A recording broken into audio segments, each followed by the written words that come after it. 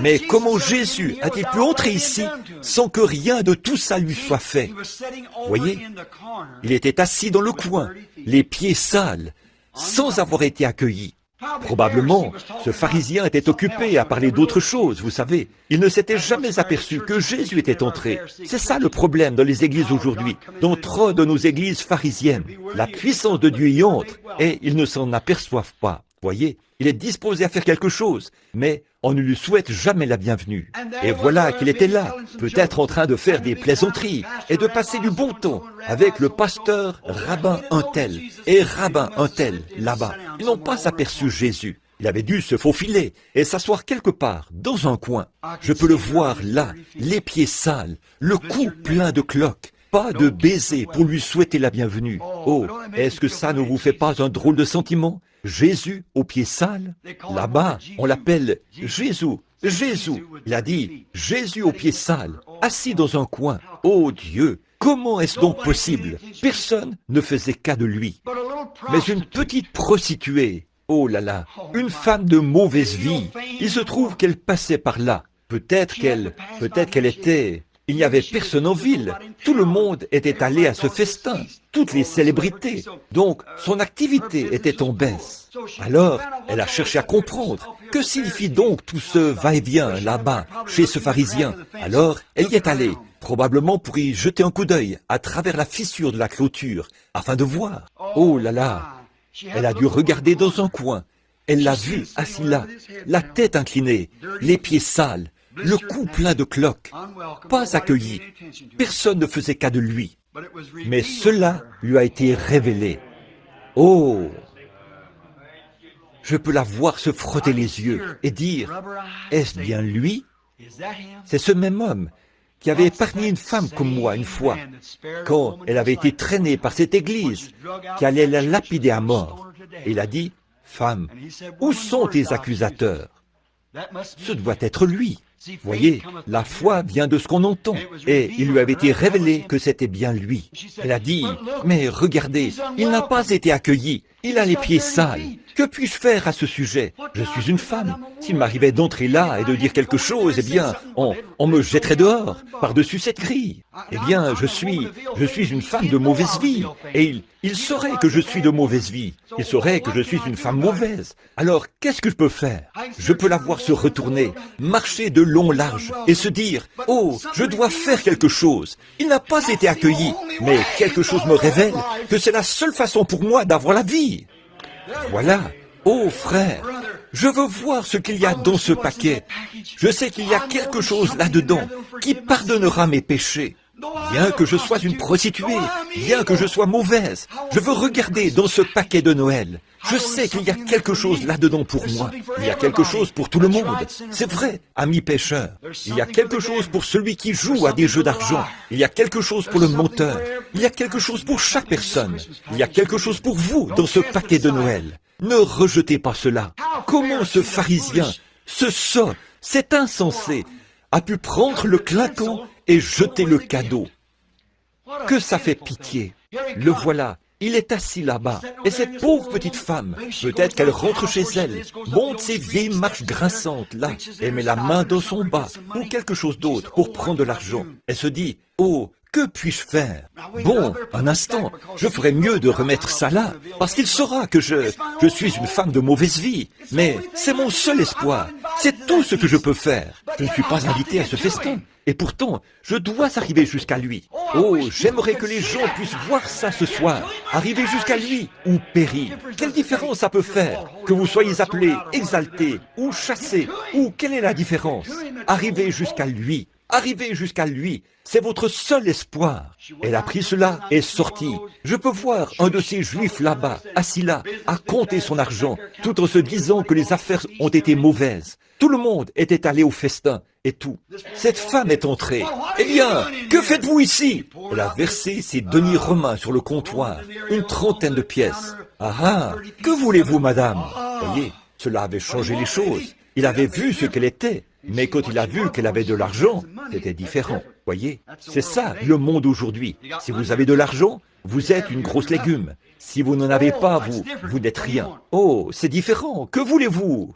Je veux le meilleur nard que vous avez. Voilà tout ce que j'ai. Laissez-moi compter ça. 30 pièces. Il y en avait 40. Oh oui, c'est suffisant pour avoir cette bouteille-ci. C'est le meilleur. C'est ce que je veux. Vous voulez dire que vous voulez acheter de l'huile? Je le veux. Je veux toute cette bouteille. C'est tout ce qu'elle avait. C'est ce que vous devez faire, mon frère. Ça vous coûtera tous vos péchés. Ça vous coûtera tout. Mais soyez disposés à le donner. Alors, elle s'est faufilée jusqu'à la clôture. Je peux la voir regarder à l'intérieur. Elle le voit assis là, toujours dans le même état. Et ce pasteur pharisien là-bas, encore à raconter ses plaisanteries grossières et tout. Là-bas, avec tous les autres, à s'amuser, à parler de quelque chose de grandiose quelque part, ignorant, ne faisant aucun cas de notre précieux Seigneur. Elle a dit, comment puis-je entrer? Je la vois à présent se faufiler très facilement et se rendre jusqu'à lui. Puis elle a levé les yeux vers lui. Je peux la voir avec les larmes qui coulent sur son visage, ses grands yeux bruns qui le regardent comme ça. Et elle a rompu la bouteille, a libéré le parfum, elle a répandu sur ses pieds. Elle ne pouvait pas se permettre de laisser Jésus assis là, les pieds sales. Vous dites, moi non plus. Pourquoi ne faites-vous donc rien à ce sujet? On lui colle le pire nom qui soit dans le pays aujourd'hui. Exalté, fanatique religieux. Pourquoi ne faites-vous rien à ce sujet? Levez-vous et dites, je prendrai le chemin avec le petit nombre des méprisés qui suivent le Seigneur. Je suis prêt à recevoir ce paquet. Elle a versé cette huile sur ses pieds. Toute la pièce s'en est imprégnée. C'était de grand prix. Il n'y a rien de trop bon pour Jésus. Donnez-lui ce que vous avez de mieux. Donnez-lui tout ce que vous avez.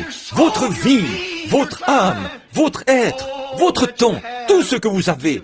Donnez-le lui. Et il s'est trouvé qu'elle a regardé. Elle se tenait là. Oh là là. Elle a versé cette huile sur sa tête. Puis elle a pris ses pieds et a commencé.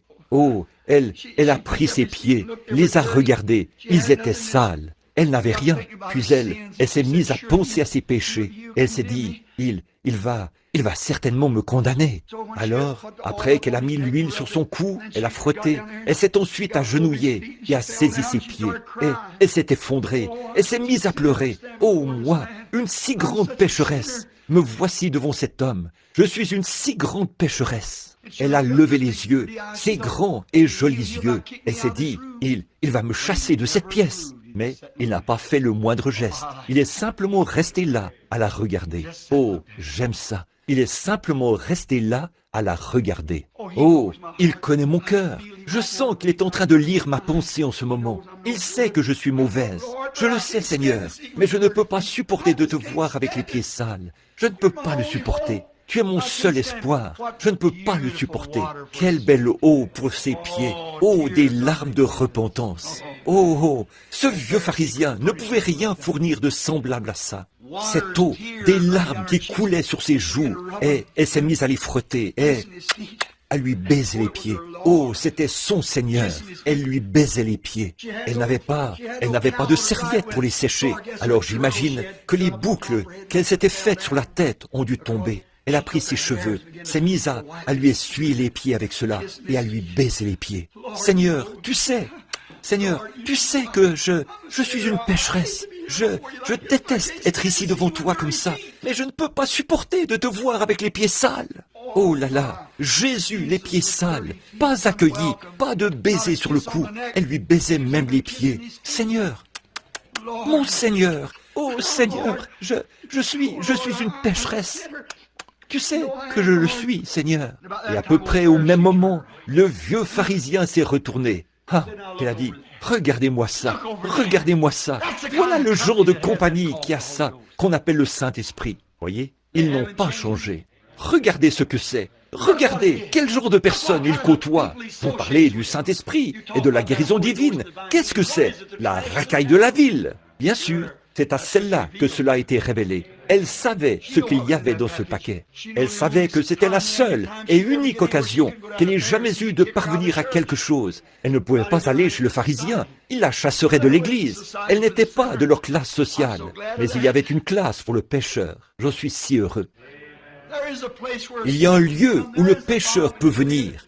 Il y a un baume en Galade qui guérira les blessés.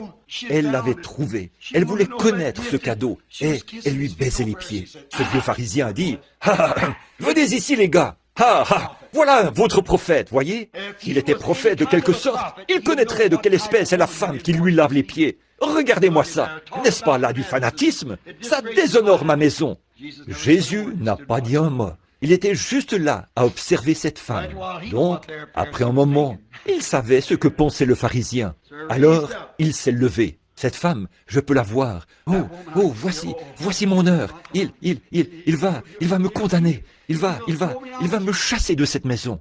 Je le vois se lever. On dirait bien que c'est ça. Il se sent plutôt bien maintenant. Ses pieds ont été lavés avec des larmes. Oh Dieu, reçois les miennes. Ses pieds ont été lavés avec des larmes de repentance, d'un cœur sincère, même immoral comme elle l'était. C'est la seule fois qu'elle s'est retrouvée à une source où elle pouvait être lavée. Voilà qu'elle était assise là, sur son visage. Je peux la voir avec des larmes qui coulent sur son visage, comme ça, tout taché, ses boucles toutes pendantes, pleines de larmes et de la saleté de ses pieds. Elle se tenait là, à se demander, qu'est-ce qui va se passer? Il va me jeter dehors. Il va leur demander de me mettre en prison pour être venu ici.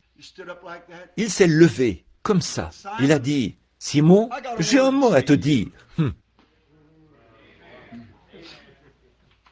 Tu m'as invité chez toi. Et quand je suis entré, tu ne m'as jamais donné d'eau pour mes pieds.